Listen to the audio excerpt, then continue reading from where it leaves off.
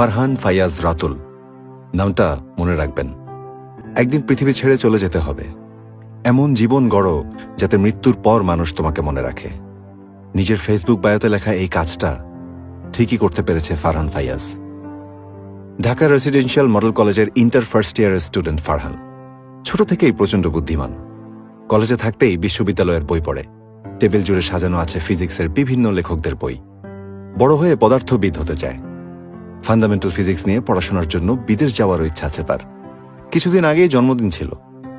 বন্ধুদের নিয়ে লং ড্রাইভে যেতে চেয়েছিল সে। বাবা পারমিশনও দিয়েছিলেন, কিন্তু যাওয়া আর হয়নি। ফারহানকে ছাড়াই জন্মদিন পালন করেছে তার পরিবার। জুলাই মাস, দলে দলে সবাই আন্দোলনে যোগ দিচ্ছে। ফারহান আর তার বন্ধু ওয়াসিমও যোগ দেয়। এমনকি ফারহান তার বোনকেও বলে আন্দোলনে যেতে। 18 জুলাই বন্ধু ওয়াসিমকে নিয়ে ফারহান আন্দোলনে যোগ দিতে ধানমন্ডি যায়।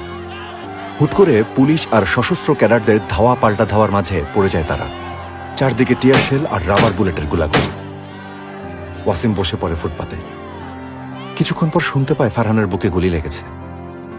সাথে সাথে অ্যাম্বুলেন্স ডাকা হয়। অ্যাম্বুলেন্স ছুটছে। শুয়ে থাকা ফারহান ওয়াসিমের দিকে তাকিয়েই চোখ বন্ধ করে চিরদিনের জন্য। ফারহান মারা যাওয়ার পর আন্দোলনে যুক্ত হয় নতুন মাত্রা। কোটা আন্দোলন রূপ নেয় বৈষম্য বিরোধী ছাত্র আন্দোলনে। মারা যাওয়ার পরও ফারহান রাজপথে থাকার অনুপ্রেরণা জুগিয়েছে কোটি কোটি মানুষকে। ফারহানদের আত্মত্যাগেই স্বৈরাচার মুক্ত হয়েছে দেশ। বৃষ্টিতে ভিজতে না পারা, বাসেও চড়তে না পারা ছেলে ছিল ফারহান ফায়াজ। আর আজ সে আমাদের সবার সাহসের কারণ। ফারহান ফায়াজ, শহীদ ফারহান ফায়াজ নামটা মনে